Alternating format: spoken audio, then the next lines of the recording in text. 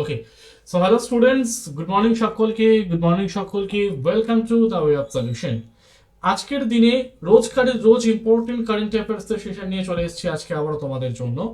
তো বেসিক্যালি সপ্তাহে কিন্তু 6 দিন করে চলতে থাকবে আমাদের এই মোস্ট ইম্পর্টেন্ট কারেন্ট অ্যাফেয়ার্সের সেশন, ঠিক সকালবেলা, এবং তোমরা কিন্তু কেউ দ্য ওয়ে অফ সলিউশনে চলতে ভুলবে না। তো আজকের প্রথম প্রশ্নতে আমরা চলে আসছি। বলা হচ্ছে যে 2025 সালে, জাস্ট আমি একটু পেনটাকে অন করে নিই, 2025 সালে 14ই ডিসেম্বর জাতীয় সংরক্ষণ দিবস, জাতীয় শক্তি সংরক্ষণ দিবস, বা যাকে আমরা বলছি the national energy conservation day উপলক্ষে ন্যাশনাল এনার্জি কনজারভেশন অ্যাওয়ার্ড কে প্রদান করেন? ভারতের প্রধানমন্ত্রী, নাকি কেন্দ্রীয় শক্তিমন্ত্রী, নাকি ভারতের রাষ্ট্রপতি শ্রীমতী দ্রৌপদী মুর্মু, নাকি নীতি আয়োগের চেয়ারম্যান? বলে ফেলো এখানে যে কোনটা কিন্তু এক্ষেত্রে আমাদের সঠিক উত্তরটা হতে চলেছে। ওকে, সো বলা হচ্ছে 2025 সালের 14ই ডিসেম্বর থেকে, যেটা কিন্তু আমাদের এখানে শুরু হয়ে যাচ্ছে। তাহলে এটার উদ্বোধন করবেন বা এটাকে বেসিক্যালি আমাদের সাথে নিয়ে আসছেন তিনি হচ্ছেন আমাদের ভারতের রাষ্ট্রপতি Droupadi Murmu. Option number C কিন্তু হয়ে যাচ্ছে এক্ষেত্রে আমাদের রাইট অ্যান্সারের জায়গাটি। তো একইভাবে আমরা একটু আরো ডিটেলস জানবো। তো শুধুমাত্র তো কোশ্চেন সলভ করলেই হবে না, কারণ এই সেম প্রশ্ন না এসে তার থেকে মানে যেটা বলা হয় যে যে পার্শ্ববর্তী অংশ, সেগুলো থেকেও তো পরীক্ষা অনেক প্রশ্ন দিয়েই দিতে পারে আমাদের। তো যাই হোক না কেন, 14 তারিখে অর্থাৎ 14th of the December আমাদের নয়াদিল্লির রাষ্ট্রপতি ভবনে, আমাদের নয়াদিল্লির রাষ্ট্রপতি ভবনে কিন্তু আমাদের প্রেসিডেন্ট দ্রৌপদী মুর্মু তিনি কিন্তু এই ন্যাশনাল এনার্জি কনজারভেশন অ্যাওয়ার্ড 2025 এই অকেশনটাকে তিনি কিন্তু আমাদের শুরু করলেন। তো ফার্স্টে তো আমাদের জানতে হবে যে what is national energy conservation day. এটা হলো কি আমাদের ব্যুরো অফ এনার্জি এফিসিয়েন্সি, আমি নামটা এখানে আরেকবার তোমাদের লিখে দিচ্ছি, সেটা হচ্ছে কি বিইই, অর্থাৎ bureau of energy, bureau of energy efficiency, যেটাকে শর্টে আমরা অনেক সময় বিইই বলে চলি। এর দ্বারা সংগঠিত হওয়া বা এর দ্বারা লিড করা একটা মিশন, যে মিশনের সাহায্যে কিন্তু আমরা একটা অ্যাওয়ারনেস গড়ে তুলি, যাতে সেখানে যে বিদ্যুতের অপচয় সেটা যাতে আমার বন্ধ হতে পারে, অথবা কি করে আমরা চিরাচরিত বিদ্যুৎগুলোকে বাদ দিয়ে যে অপ্রচলিত শক্তিগুলো আছে সেগুলোকে কি করে আরো আমরা কনজার্ভ করে আরো বেশি পরিমাণে ইলেকট্রিসিটি জেনারেট করতে পারি। তো এগুলো নিয়ে একটা আলোচনা চক্র, যেটা কিন্তু হয়ে থাকে আমাদের ন্যাশনাল এনার্জি কনজারভেশন ডেতে। তো এখানে আমরা একটা পয়েন্ট দেখে নেব যে বিইই, যেটা আমি এইমাত্র তোমাদেরকে বললাম যে ব্যুরো অফ এনার্জি এফিসিয়েন্সি, এটার দ্বারা। আর এই যে সংস্থাটা বিইই, এটা কার আন্ডারে আমাদের পড়ছে? Ministry of power, featuring ministry of পাওয়ারের আন্ডারে কিন্তু এটা আমাদের পড়ে চলছে। খালি দিনটা আমরা প্রত্যেকে মাথায় রাখবো, 14ই ডিসেম্বর। আর কে প্রদান করছেন? ভারতের রাষ্ট্রপতি দ্রৌপদী মুর্মু। পরবর্তী প্রশ্নে আমরা আসছি, খুব ইম্পর্টেন্ট একটা প্রশ্ন। বলা হচ্ছে যে মিউচুয়াল ফান্ড পরিষেবাগুলো দেশ জুড়ে সাধারণ মানুষের কাছে পৌঁছে দেওয়ার জন্য ডিপার্টমেন্ট অফ পোস্টস এর দ্বারা সম্প্রতি কোন সংস্থাটি একটি সমঝোতা স্মারক বা এমওইউ, যাকে আমরা মেমোরেন্ডাম অফ আন্ডারস্ট্যান্ডিং বলে চলি, সেটাকে স্বাক্ষর করেছে? Bombay stock exchange, national stock exchange, SEBI, নাকি রিজার্ভ ব্যাংক অফ ইন্ডিয়া? বলে ফেলো, তাই না? তো এখান থেকে কিন্তু আরেকটা ইম্পর্টেন্ট প্রশ্ন তোমাদের তৈরি হবে যে এশিয়া মহাদেশের সর্বপ্রাচীন স্টক এক্সচেঞ্জ কোনটি, বা সর্বপ্রথম স্টক এক্সচেঞ্জ কোনটি, সেটাকেও কিন্তু আলোচনা করবো আমরা এই কোশ্চেনে। তাহলে এটার সঠিক উত্তর আমাদের কি হবে? Bombay stock exchange. Bombay stock exchange কিন্তু এশিয়া মহাদেশের সর্বপ্রাচীন, এশিয়ার সর্বপ্রাচীন স্টক এক্সচেঞ্জের উদাহরণ হচ্ছে কি আমাদের বোম্বে স্টক এক্সচেঞ্জ। আর এই বোম্বে স্টক এক্সচেঞ্জ আমার প্রধানত তারা বেসিক্যালি একটা মৌ স্বাক্ষরিত করেছে ডিপার্টমেন্ট অফ পোস্টের সাথে। কারণ আমরা জানি যে আমাদের সমগ্র দেশে মোটামুটি 1,00,000-1,50,000-এর ওপরও পোস্ট অফিস রয়েছে, যাতে এই পোস্ট অফিসের মাধ্যমে সহজেই মিউচুয়াল ফান্ডের পরিষেবাটাকে যাতে মানুষের কাছে আমাদের পৌঁছে দেওয়া যায়। ফোকাস কি? এই কাজটার ফোকাস হচ্ছে কি যেরকম ফিনান্সিয়াল অ্যাক্সেস বাড়ানো বা একটা বেসিক্যালি একটা রিলায়েবল সোর্সের মধ্যে আমাদের একটা জমানো পুঁজিটা ইনভেস্ট করা, এটা যাতে গ্রামাঞ্চল বা দূর দূরান্ত পর্যন্ত মানুষ সহজে অ্যাভেল করতে পারে, তার জন্য কিন্তু এই চুক্তিটা আমাদের স্বাক্ষর করা হয়েছে। তাহলে আবার বললাম, ইম্পর্টেন্ট পয়েন্টগুলো প্রত্যেকে তোমরা এখান থেকে মাথায় রাখবে। মিউচুয়াল ফান্ড পরিষেবা, আর এটাকে দেশ জুড়ে সকলের কাছে প্রচারের জন্য দুটো সংস্থা দায়িত্ব নিয়েছে। Number one Bombay stock exchange, and second one সেটা হলো আমাদের ডিপার্টমেন্ট অফ পোস্ট। কারণ একজনের কাছে রয়েছে মিউচুয়াল ফান্ডের এক্সপেরিমেন্ট বা একটা কি বলে, মানে বেসিক্যালি যাকে আমরা বলছি হলো কি এক্সপিরিয়েন্স, আর পোস্টের কাছে রয়েছে ছড়িয়ে দেওয়ার ক্ষমতা। তো মিউচুয়াল ফান্ডটাকে বাই পোস্টের মাধ্যমে বা পোস্ট অফিসের বিভিন্ন ব্রাঞ্চের মাধ্যমে সারা দেশে ছড়ানোর জন্য কিন্তু এই চুক্তিটা আমাদের স্বাক্ষরিত হয়েছে। পরবর্তী প্রশ্নে আমরা আসছি, বলা হচ্ছে ইলেকট্রিক মোবিলিটি ট্রানজিশনের মাধ্যমে কোম্পানিকে চালিত করার জন্য বর্তমানে কে বিএমডব্লিউর নতুন সিইও হিসেবে নিযুক্ত রয়েছে? বলে ফেলো বিএমডব্লিউ।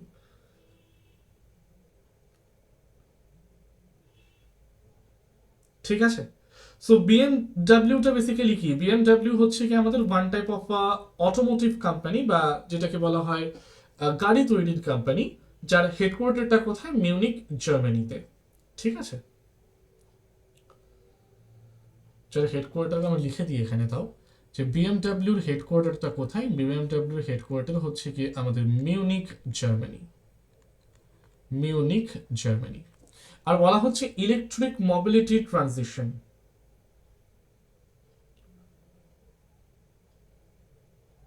তাই তো? বলে ফেল। অর্থাৎ যেটাকে আমরা ই ভেহিকেল বলে চলি সাধারণ ভাষায়, তাই না? তাহলে এটার সঠিক উত্তর হচ্ছে অপশন নাম্বার সি, মিলান নেডেল জকোভিচ। মিডাল নেডেল জকোভিচ হচ্ছে কি এটার দায়িত্ব পাচ্ছেন।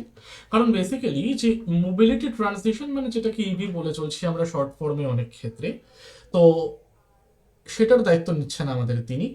কত তারিখ থেকে? মে 14, 2026 তারিখ থেকে। আর অ্যাট প্রেজেন্ট আমাদের যিনি সিইও, তিনি হচ্ছেন অলিভার জিপসে। বর্তমানে তিনি কিন্তু সিইও হিসেবে আমাদের রয়েছেন, প্রেজেন্ট সিইও। কিন্তু মিলান নেডেল জকোভিচ তিনি কিন্তু দায়িত্ব নিচ্ছেন আমাদের 14 মে 2026 সাল থেকে। 4 নম্বর প্রশ্নে আমরা যাচ্ছি, খুব ইম্পর্টেন্ট একটা প্রশ্ন। বলা হচ্ছে ভারতের প্রথম দেশীয়ভাবে তৈরি hydrogen fuel cell passenger vessel বাণিজ্যিক পরিষেবার জন্য কোন শহরে চালু করা হয়েছে? মুম্বাই, কোচি, কলকাতা নাকি বারাণসী?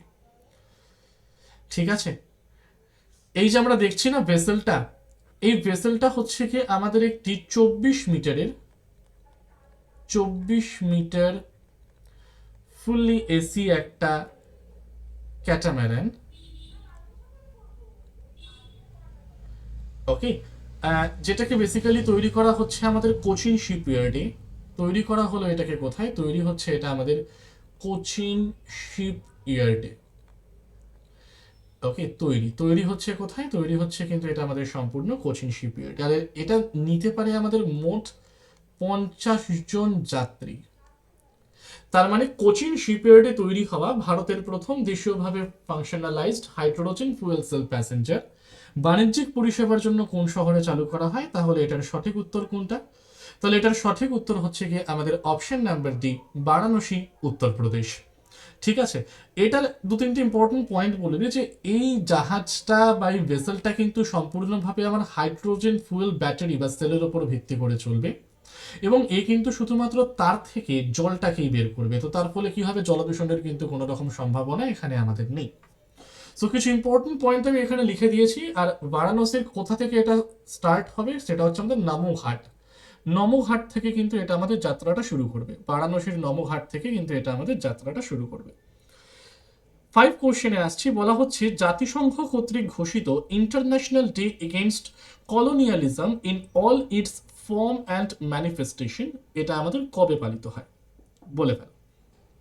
এটা আমাদের কবে পালিত হয়ে থাকে? 10 ডিসেম্বর, 14 ডিসেম্বর, 18 ডিসেম্বর নাকি 26 ডিসেম্বর?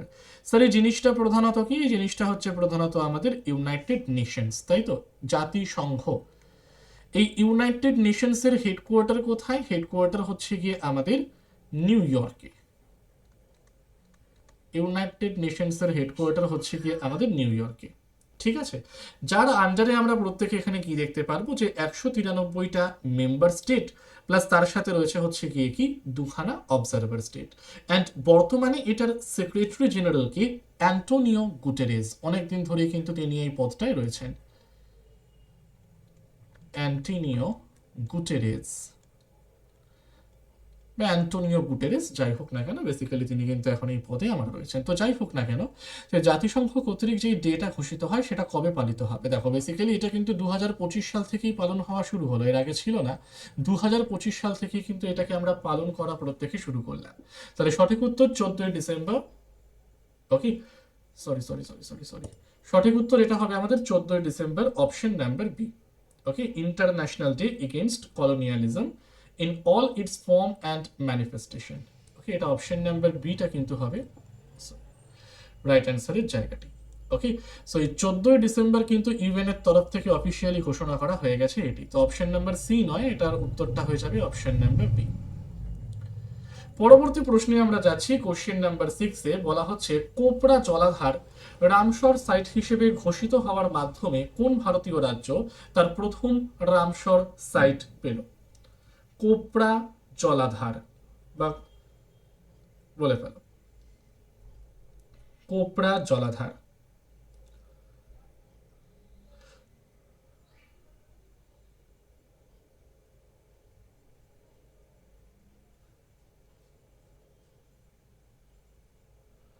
তাহলে এটার সঠিক উত্তরটা কি? এটা হচ্ছে কি ছত্তিশগড়, তাই তো? ছত্তিশগড় কিন্তু ভারতীয় রাজ্যগুলির মধ্যে সর্বপ্রথম যারা কিন্তু একটা রামসর সাইট পেল। আর এই রামসর সাইট যেটা আমরা এখানে দেখতে পাচ্ছি, আহ, মানে সহজ ভাষায় বলা যেতে পারে যে এই যে কোপরাটা, এটা কিন্তু একটা ম্যানমেড প্লাস ন্যাচারাল দুটোর একটা কম্বিনেশনের মাধ্যমে কিন্তু এটাকে সম্পূর্ণভাবে আমাদের তৈরি করা হয়েছে। এবং ছত্তিশগড়ও কিন্তু এটা প্রথমবারের জন্য একটি রামসর সাইটকে পেয়ে যাচ্ছে। তো এখানে ইম্পর্টেন্ট পয়েন্টগুলো আমি একটু আলোচনা করে দিই। লোকেশন কোথায়? লোকেশন হচ্ছে গিয়ে এর বিলাসপুর ডিস্ট্রিক্টে, মানে ছত্তিশগড়ের বিলাসপুর জেলা। এই বিলাসপুর জেলার মধ্যে আমরা কিন্তু সর্বপ্রথম ছত্তিশগড়ের প্রথম রামসর সাইটটা দেখতে পাচ্ছি, যার নাম হচ্ছে কোপরা জলাধার। 7 নম্বর প্রশ্নতে চলে আসছি আমরা। বলা হচ্ছে 2025 সালের 9 ডিসেম্বর থেকে শুরু হওয়া 33তম সাউথ ইস্ট এশিয়ান গেমস বা SEA গেমস এটাকে আয়োজন করছে কোন দেশ? সাউথ ইস্ট এশিয়ান গেমস এটাকে আয়োজন করছে আমাদের কোন দেশ? ওকে, তো যখনই তোমরা এটাকে দেখবে যে এই যে সাউথ ইস্ট এশিয়ান গেমস, এটা কিন্তু প্রত্যেক 2 বছর অন্তর অন্তর, এবং সেটা অড ইয়ার, মানে যাকে বলা হয় বিজোড় সংখ্যার যে ইয়ারগুলো থাকে সেগুলোতে কিন্তু হতে থাকে। মানে শেষবার এটা হয়েছে 2023-এ, তার পরবর্তীতে এখন হচ্ছে 2025-এ, তার পরবর্তীতে 2027-এ, অর্থাৎ অড ইয়ার এবং 2 বছর অন্তর অন্তর কিন্তু এই গেমটা আমাদের হয়ে থাকবে। তাহলে এটা হচ্ছে আমাদের বেসিক্যালি ব্যাংকক এবং চোনবুরি, থাইল্যান্ডে। অপশন নাম্বার ডি হবে রাইট অ্যান্সার, বাট জায়গার নাম বলে দিই। নাম্বার 1 যেটা ইম্পর্টেন্ট সেটা হচ্ছে গিয়ে ব্যাংকক, আরেকটাকে আমরা দেখতে পারবো সেটা হচ্ছে আমাদের চোনবুরি। এই দুটো জায়গায় কিন্তু সম্পূর্ণভাবে অনুষ্ঠিত হতে চলেছে আমাদের সাউথ ইস্ট এশিয়ান গেমসটা। প্রথমবারের জন্য অনুষ্ঠিত হয় কবে? সাউথ ইস্ট এশিয়ান গেমস প্রথমবারের জন্য অনুষ্ঠিত হয় 1959 সালে। এই পয়েন্টটাও কিন্তু আমার সাথে সাথে তোমরা একবার এখানে লিখে নিতে পারো। ওকে, চল, কারা কারা থাকে অনেক সময় সেটাও দিয়ে দিতে পারে, যেরকম সাউথ ইস্ট এশিয়ান কান্ট্রিগুলো নিয়ে নিতে পারো। Thailand, Indonesia, Malaysia, Vietnam, Philippines, Myanmar, Cambodia, Laos. তো এইসব দেশগুলো মিলে কিন্তু এই গেমটাকে আয়োজন করে থাকে। ঠিক আছে, তো শুরু হচ্ছে গিয়ে আমাদের 9 থেকে 20 ডিসেম্বরের মধ্যে। এবং কোন দুটো জায়গা সেটাও কিন্তু এখানে আমি দিয়ে দিয়েছি। মাল্টি স্পোর্ট একটা ইভেন্ট, 33তম। আর 1959 সাল থেকে কিন্তু এটা আমাদের শুরু হয়ে গিয়েছে। নেক্সট এখানে বলছে সাইবার অপরাধ তদন্তের জন্য চালু করা ভারতের প্রথম AI চালিত প্ল্যাটফর্ম মহাক্রাইম OS AI কোন রাজ্যে শুরু হয়েছে? উত্তরপ্রদেশ, মহারাষ্ট্র, কর্ণাটক নাকি Gujarat? মহাক্রাইম OS AI, মহাক্রাইম OS AI কোন রাজ্যে এটা আমাদের শুরু হয়েছে?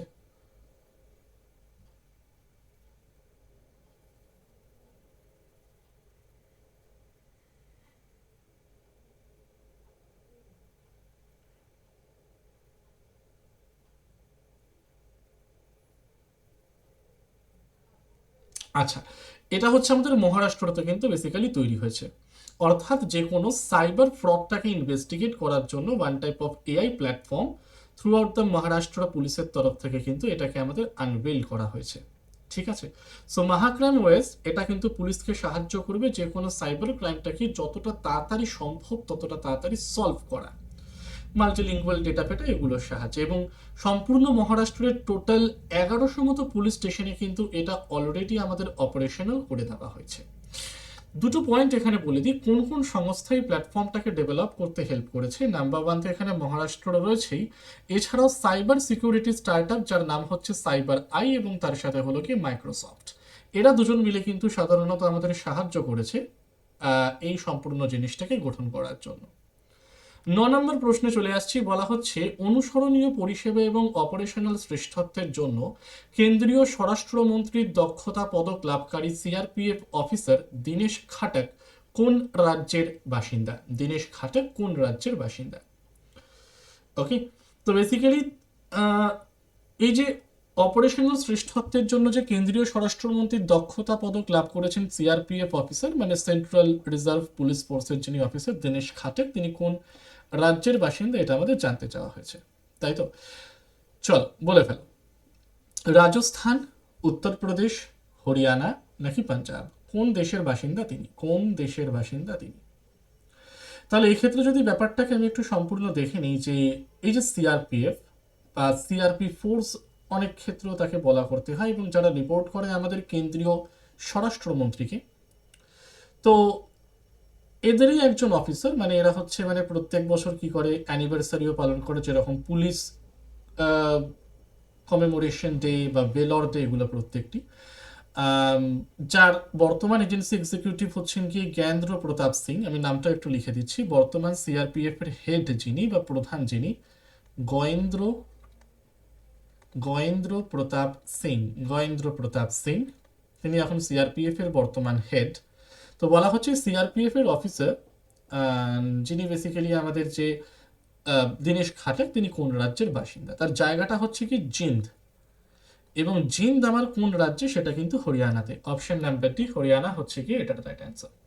ঠিক আছে, এবার অনেক সময় পরীক্ষায় প্রশ্ন দিতে পারে হরিয়ানা না দিয়ে জাস্ট অফিসারের নাম আমার জানতে চাওয়া হইলো, সিআরপিএফ অফিসার যিনি তার এই মানে উল্লেখ্য কাজের জন্য যে পুরস্কারটা পাচ্ছেন, তার লিডারশিপ, তার সার্ভিস, তার অপারেশনাল এক্সিলেন্স যে কোনো এরিয়াতে, তো তার জন্য বেসিক্যালি হরিয়ানা জিন থেকে কিন্তু তিনি পাচ্ছেন। ওকে, সো চ্যালেঞ্জিং এনভায়রনমেন্ট যেরকম জম্মু অ্যান্ড কাশ্মীরের এবং নকশালাইট এফেক্টেড রিজিয়নের জন্য তিনি কিন্তু এই পুরস্কারটা পাচ্ছেন জিন্দ হরিয়ানা থেকে। 10-এ চলে আসছি আমরা, বলা হচ্ছে যে ভারতীয় ক্রিকেট আইকন যুবরাজ সিং এবং হরমনপ্রীত কৌরের সম্মানে কোন স্টেডিয়ামের দুটি স্ট্যান্ডের নামকরণ করা হয়েছে? Eden garden, Wankhede stadium, PCS stadium Mohali নাকি মুল্লানপুর স্টেডিয়াম? বলে ফেল কোনটা এক্ষেত্রে আমাদের সঠিক উত্তর হতে চলেছে। এই মুল্লানপুর ক্রিকেট স্টেডিয়ামে কিন্তু কিছুদিন আগেই আমাদের একটা খেলা হলো, তাই না? মানে ফার্স্ট যে আমরা টি20টাকে হতে দেখলাম, মানে একটা মাত্র টি20 হয়েছে ইন্ডিয়ান মেন্স টিমে, যেটা 11 ডিসেম্বর কিছুদিন আগেই হলো।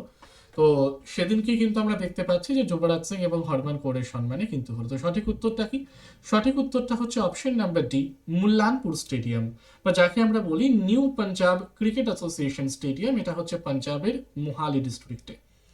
আরেকটা পয়েন্ট মাথায় রাখবে, এই স্টেডিয়ামটা তো মুল্লানপুর জায়গাটার নাম অনুসারে করেছে, বাট এটার সঠিক নামটা হলো Maharaja Yadavindra Singh international cricket stadium. Maharaja Yadavindra Singh international cricket stadium, international cricket stadium. তাহলে সঠিক উত্তর কোনটা? Option number D, Mullanpur stadium. Okay, তো এখানে হরমনপ্রীত কৌর এবং যুবরাজ সিং এই দুজনের নামানুসারে কিন্তু দুটি স্ট্যান্ডের নামকরণ করা হয়েছে। ওকে, আচ্ছা, তো আমাদের 10টা জিকে এখানে 10টা কারেন্ট অ্যাফেয়ার্স এখানেই শেষ করলাম। তারপরে কুইক রিভিশনে যাব এবং তার সাথে ইম্পর্টেন্ট ডেজ সেশনটাতেও আমরা যাব। তার আগে একটু প্রত্যেককে বলে দিই, তোমরা যারা এবছর অর্থাৎ 2026-এ এসএসসি যদি পরীক্ষা দিতে চলেছো, তাদের জন্য কিন্তু আমরা টিডাব্লিউএস এর পক্ষ থেকে নিয়ে এসেছি একটি ফাউন্ডেশন ব্যাচ। এই ফাউন্ডেশন ব্যাচ কিন্তু আমাদের এমসিকিউ বেসড বা পিওয়াইকিউ বেসড বা এক্সপেক্টেড কোশ্চেন বেসড নয়, এটা কিন্তু সম্পূর্ণভাবে সাবজেক্ট ভিত্তিক এবং প্রত্যেকটি সাবজেক্টের অধ্যায় ভিত্তিক থিওরি ক্লাসেসগুলো কিন্তু এখানে করানো হবে। প্রত্যেকটি ক্লাস এখানে লাইভ হবে এবং লাইভের সাথে সাথে তার রেকর্ডেড ভার্সনটাকেও কিন্তু আমরা আমাদের নিজস্ব অ্যাপে দেখতে পারবো। সোম থেকে শনি প্রতিদিন ক্লাস হবে এবং প্রতিটি ক্লাসের পিডিএফ কিন্তু আফটার ক্লাস তুমি সেখানে পেয়ে যাচ্ছ। আর এটার একটা মোস্ট ইম্পর্টেন্ট থিং যে তুমি কিন্তু এই ফাউন্ডেশন ব্যাচটা নিলে তার সাথে আর কোনো রকম টেস্ট সিরিজ তোমাকে পারচেস করতে হবে না, তুমি কিন্তু সম্পূর্ণ একটি ফ্রি টেস্ট সিরিজ এখান থেকে পেয়ে যাচ্ছ। আচ্ছা, এই ব্যাচটার ভ্যালিডিটি হচ্ছে গিয়ে আমাদের 12 মাস এবং ডিউরেশন কত? ডিউরেশন হচ্ছে গিয়ে এটার সম্পূর্ণ 3 মাসের মতন। 3 মাসের মধ্যে পড়ানোটা কমপ্লিট হবে, বাট ব্যাচটাকে তোমরা বারংবার দেখতে পারবে 12 মাস পর্যন্ত। তো যারা যারা জিডির জন্য এগিয়ে চলছো তারা কিন্তু আর দেরি করো না, নিজেদের প্রিপারেশনটাকে একদম প্রথম থেকেই মজবুত করতে এবং জোরদার করতে অবশ্যই কিন্তু ব্যাচটিকে তোমরা একবার দেখে নিতে পারো। ঠিক আছে? আচ্ছা, পরবর্তী একটা হোমওয়ার্কে তোমাদের চলে আসছে। আচ্ছা, হোমওয়ার্কে যাওয়ার আগে বলে দিই, যারা যারা এখনো আমাদের দ্য ওয়ে অফ সলিউশন এই টেলিগ্রামটায় যুক্ত হওনি তারা টেলিগ্রামের লিঙ্কের মাধ্যমে যুক্ত হতে পারো, অথবা তোমরা টেলিগ্রামে সার্চ করতে পারো দ্য ওয়ে অফ সলিউশন, যেখানে জয়েন্ট চ্যানেল বাটনে ক্লিক করলে কিন্তু তুমি সহজেই তার মধ্যে যুক্ত হয়ে যেতে পারবে। আজকের হোমওয়ার্কটা একবার দেখে নিই। বলা হচ্ছে কোন গ্রন্থে উল্লেখিত হয়েছে যে অশোক শ্রীনগর তৈরি করেন? কোন গ্রন্থে উল্লেখিত হয়েছে যে অশোক শ্রীনগর তৈরি করেন? কমেন্টের মধ্যে তোমরা কিন্তু কেউ এই হোমওয়ার্কের অ্যান্সারটাকে জানাতে ভুলবে না যে কোন গ্রন্থে উল্লেখিত হয়েছে যে অশোক শ্রীনগর শহরটিকে আমার তৈরি করেন। আচ্ছা, আরেকটা ব্যাচ সম্বন্ধে একটু বলে দিই। যারা যারা এসএসসি জিডি 2025টা যাদের কোনোভাবে হয়নি বা কোনোভাবে প্রিপারেশনের জন্য হয়নি বা মেডিকেলের জন্য হয়নি বা ফিল্ডের জন্য হয়নি, তাদের জন্য কিন্তু আমরা নিয়ে এসেছি প্র্যাকটিস ব্যাচ। অথবা যাদের তোমাদের মনে হচ্ছে যে না স্যার থিওরি তো আমাদের অল ওভার কমপ্লিট হয়ে গিয়েছে, জাস্ট এবার একটুখানি কোশ্চেন সলভ করলে বা এমসিকিউ সলভ করলে কিন্তু আমাদের একটুখানি আর কি জিনিসটা ইস্যু হবে, খুব ভালো মতো রেডি হয়ে যাবে। তো তাদের জন্য কিন্তু আমরা সম্পূর্ণভাবে নিয়ে এসেছি একটি প্র্যাকটিস ব্যাচ, যে প্র্যাকটিস ব্যাচে কিন্তু তোমরা GK, CA, English, math, reasoning প্রত্যেকটি সাবজেক্টের প্রিভিয়াস ইয়ার কোশ্চেন এবং এক্সপেক্টেড কোশ্চেনের আলোচনা কিন্তু করা হবে আমাদের এই কোর্সের মাধ্যমে, যেখানে বিগত বছরের প্রশ্ন রয়েছে, সমস্ত বিষয়ের ক্লাস এবং লাইভ রেকর্ডেড ভার্সন তো তোমরা প্রত্যেকে এখানে পেয়ে যাচ্ছ, তার সাথে নোটসটাও তার সাথে তোমরা ইনক্লুডেড। তো আর দেরি না করে এখনই এনরোল করে নাও আমাদের এসএসসি জিডি 2026 প্র্যাকটিস ব্যাচটির সাথে। আচ্ছা, ইম্পর্টেন্ট ডেজ নিয়ে আলোচনা করে দিই, কারণ আমরা বলছিলাম আমরা ডিসেম্বরে এখন যে এই সামনাসামনি কতদিন মানে যতদিন ধরে আমরা প্রধানত এই কারেন্ট অ্যাফেয়ার্স গুলো করবো টানা, তার মধ্যে আমরা কিন্তু প্রথমে ডিসেম্বরের ইম্পর্টেন্ট ডে গুলোকে নিয়ে আলোচনা করব। তো কালকেও কিন্তু আমরা ডিসেম্বরের একটা ইম্পর্টেন্ট ডে গুলো নিয়ে আলোচনা করেছিলাম, তো তারপর থেকে যে ইম্পর্টেন্ট ডেজ গুলো আমার রয়েছে সেগুলো একটু আলোচনা করে নিই। যেরকম 4th ডিসেম্বর আমাদের কি রয়েছে? ইন্ডিয়ান নেভি ডে, অর্থাৎ আমাদের ভারতীয় নৌসেনা দিবস। 5th ডিসেম্বরে বিশ্ব মৃত্তিকা দিবস। 7th ডিসেম্বরে আমাদের বিভিন্ন আর্মড ফোর্সেস তাদের ফ্ল্যাগ ডে। 7th ডিসেম্বর আরেকটা মোস্ট ইম্পর্টেন্ট জিনিস আমরা দেখতে পাচ্ছি, ইন্টারন্যাশনাল সিভিল এভিয়েশন ডে। এবং 9th ডিসেম্বর ইম্পর্টেন্ট আরেকটা কারণের জন্য, তাকে আমরা বলছি ইন্টারন্যাশনাল অ্যান্টি করাপশন ডে। ঠিক আছে, এবারে চলে আসছে কুইক রিভিশনে। আমরা মোস্ট ইম্পর্টেন্ট কিছু এমসিকিউজ আলোচনা করব, যেগুলো থেকে কিন্তু আমাদের আপকামিং সে পুলিশ হোক, পিএসসি হোক, এসএসসি হোক, যে কোনো পরীক্ষাতে কিন্তু এগুলো আমাদের কমন হতে চলেছে। ঠিক আছে, এই টাইপের প্রশ্ন সেখান থেকে কিন্তু আমাদের কমন হতে চলেছে। তাহলে আজকে ফার্স্ট কোশ্চেন বলা হচ্ছে দাঁতের ক্ষয়রোধের জন্য আমাদের নিয়মিত দাঁত মাজার উপদেশ দেওয়া হয়, যে মাজন ব্যবহার করা হয় দাঁত মাজার জন্য তার মৌলিক প্রকৃতি কোনটা? আম্লিক, ক্ষারীয়, ক্ষয়কারক নাকি নিরপেক্ষ বা নিউট্রাল? সঠিক উত্তর কোনটা হবে স্যার? অপশন নাম্বার সি কিন্তু হবে আমাদের রাইট অ্যান্সার, যাকে আমরা কি বলছি? ক্ষয়কারক বলে চলছি। 2 নম্বর বলছে পাখির আকাশে ওড়া নিউটনের কোন সূত্রের অনুসরণ হয়? এটা হলো নিউটনের তৃতীয় গতিসূত্র। অপশন নাম্বার সি কিন্তু হবে এটা আমার রাইট অ্যান্সারের জায়গাটি, অপশন নাম্বার সি। 3 নম্বর প্রশ্নে যাচ্ছি, এডিএইচ। এডিএইচ হলো একটা হরমোন যার অন্য নাম ভেসোপ্রেসিন, বা যার পুরো কথাটি হলো অ্যান্টি ডাইউরেটিক হরমোন, যার কাজ হলো আমার দেহে জলের পরিমাণটাকে নিয়ন্ত্রণ করা। এর অভাবে যে রোগটা তৈরি হয় তাকে আমরা বাংলায় বলি বহুমূত্র, আর ইংলিশে বলা হয় কি? Diabetes insipidus. So option number A হলো রাইট অ্যান্সার।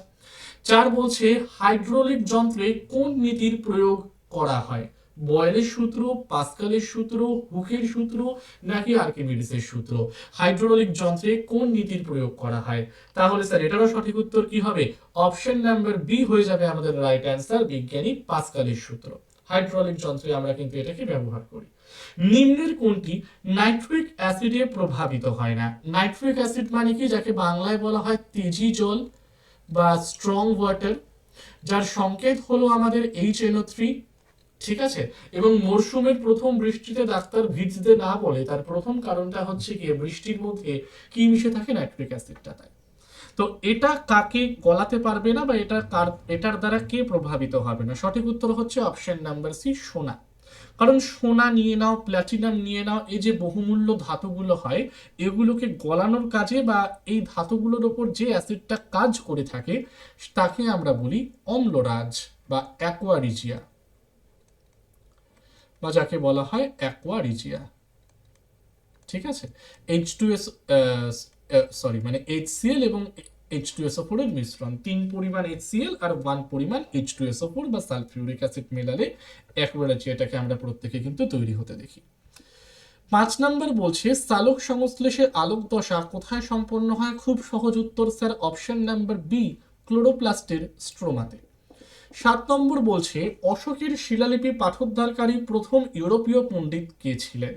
স্যার এটা সঠিক উত্তর কি হবে? ঐতিহাসিক জেমস প্রিন্সেপ 1837 সালে তিনি অশোকের শিলালিপিগুলোকে কিন্তু পাঠোদ্ধার করেছিলেন। 8 নাম্বার প্রশ্নে চলে আসছি আমরা। বলা হচ্ছে কনিষ্কের শাসনকালে কোন স্থানে চতুর্থ বৌদ্ধ সংগীতি অনুষ্ঠিত হয়েছিল? চতুর্থ বৌদ্ধ সংগীতি কবে হয়েছিল স্যার? 72 এডিতে হয়েছিল। রাজগৃহতে হচ্ছে গিয়ে আমাদের প্রথম বৌদ্ধ সংগীতি, বৈশালীতে হচ্ছে গিয়ে দ্বিতীয় বৌদ্ধ সংগীতি, পাটলিপুত্রতে হচ্ছে গিয়ে তৃতীয় বৌদ্ধ সংগীতি। তাহলে স্যার চতুর্থটা কবে হবে? কুন্দলবন, কাশ্মীরে কিন্তু এটা হয়ে থাকবে। রাজগৃহর সময় শাসক ছিলেন অজাত শত্রু, বৈশালীর ক্ষেত্রে শাসক ছিলেন কালাশোক, পাটলিপুত্রর ক্ষেত্রে শাসক ছিলেন সম্রাট অশোক, আর কাশ্মীরের ক্ষেত্রে শাসক কে থাকবেন? শাসক হচ্ছেন গিয়ে আমাদের সেখানে কনিষ্ক। তাহলে সঠিক উত্তর হবে কি? Option number D, Kundalvana Kashmir. যার চেয়ারম্যান ছিলেন কি? যার চেয়ারম্যান এবং ভাইস চেয়ারম্যান দুটো খুব ইম্পর্টেন্ট। ওকে, চলো 8-এ চলে আসছি। ইন্দো গ্রিক শাসক মিনান্দার বা মিলিন্দ এর সঙ্গে বৌদ্ধ সন্ন্যাসী নাগসেনের কথোপকথন কোন বৌদ্ধ গ্রন্থে সংকলিত হয়েছে? তার আগে জেনে নাও, এই যে মিনান্দার, তাকে বৌদ্ধ ধর্মে দীক্ষা কে দেন? বৌদ্ধ ধর্মে দীক্ষা দেন হচ্ছেন গিয়ে আমাদের নাগার্জুন। এই মেনান্দার হচ্ছে ইন্দো গ্রিক শাসন, যার রাজধানী কোথায় ছিল? যার রাজধানী ছিল হচ্ছে গিয়ে সাকলে, এবং সাকলটা বর্তমানে কোথায়? বর্তমানে হচ্ছে কি শিয়ালকোট। সাকলটা বর্তমানে হচ্ছে কি শিয়ালকোটে। তো ইন্দো গ্রিক শাসন মিনান্দার, তার সাথে এটা হচ্ছে কি Milinda Panha. The discussion between Menander and Buddhist monk Nagasena, সেই গ্রন্থটার নাম হচ্ছে গিয়ে মিলিন্দ পানহ বা মিলিন্দ পাঞ্চহ। 10 নম্বর বলছে ভারতের নেপোলিয়ন নামে পরিচিত গুপ্ত সম্রাট কে ছিলেন, যার সামরিক কৃতিত্ব এলাহাবাদ প্রশস্তিতে বিশদভাবে বর্ণনা করা হয়েছে? স্যার এলাহাবাদ প্রশস্তি মানে কার রচনা? হরি সেন। হরি সেন। এই হরি সেনকে আমরা কিন্তু দেখতে পারবো নবরত্নতে। কার নবরত্নতে? দ্বিতীয় চন্দ্রগুপ্তের নবরত্নতে।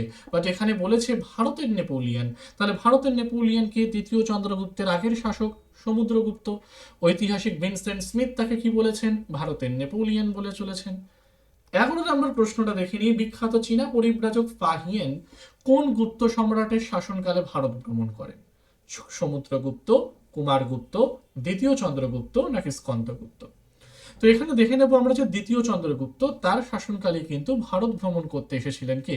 বিখ্যাত চৈনিক পরিব্রাজক ফাহিয়েন।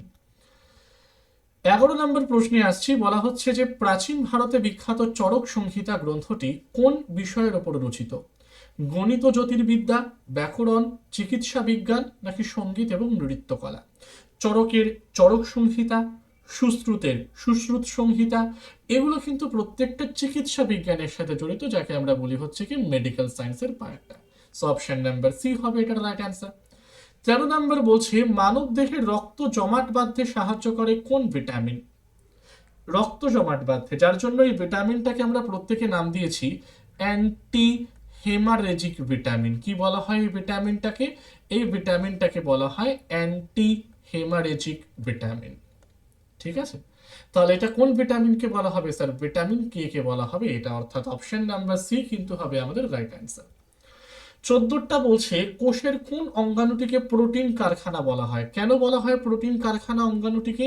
কারণ এর প্রধান কাজ প্রোটিন সংশ্লেষ করা, তাই তো। এর প্রধান কাজটা কি? এর প্রধান কাজটা হলো প্রোটিনটা সংশ্লেষ করা। তাহলে স্যার এটা কাকে বলবো আমরা? এটা বলা হবে রাইবোসোমকে। অপশন নাম্বার বি হবে আমাদের রাইট অ্যান্সার।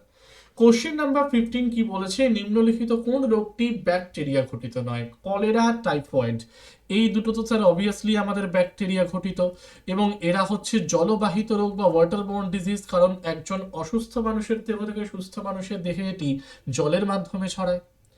ঠিক আছে, তো সঠিক উত্তর আমাদের কি হবে? যে কোনো ফ্লু, সেটা ইনফ্লুয়েঞ্জাও কি হবে? ওয়ান টাইপ অফ ফ্লু, যেটা ব্যাকটেরিয়া ঘটিত নয়, যেটা কিন্তু আমার ভাইরাস ঘটিত। তাহলে সঠিক উত্তরটা কি হবে? অপশন নাম্বার সি কিন্তু হবে এটার রাইট অ্যান্সারটি। ওকে, সো এরকম আরো সেশন পেতে তোমরা কিন্তু অবশ্যই সাবস্ক্রাইব করে নাও আমাদের দ্য ওয়ে অফ সলিউশন চ্যানেলটিকে। আর তোমরা কিন্তু গুগল প্লেতে গিয়ে আমাদের TWS একাডেমি এই অ্যাপটাকে ডাউনলোড করতে ভুলবে না, কারণ আফটার ক্লাসেস আমরা কিন্তু তার পিডিএফ গুলোকে তার মধ্যে প্রধানত দিয়ে থাকি। তো আজকের কারেন্ট অ্যাফেয়ার্স এবং জেনারেল অ্যাওয়ারনেসের ক্লাস আমি এ পর্যন্তই রাখলাম। কাল ঠিক আবার সকাল 6টার সময় জয়েন হয়ে যাবে তোমরা প্রত্যেকে ক্লাসে। টিল দেন প্রত্যেককে থ্যাংক ইউ এভরিওয়ান।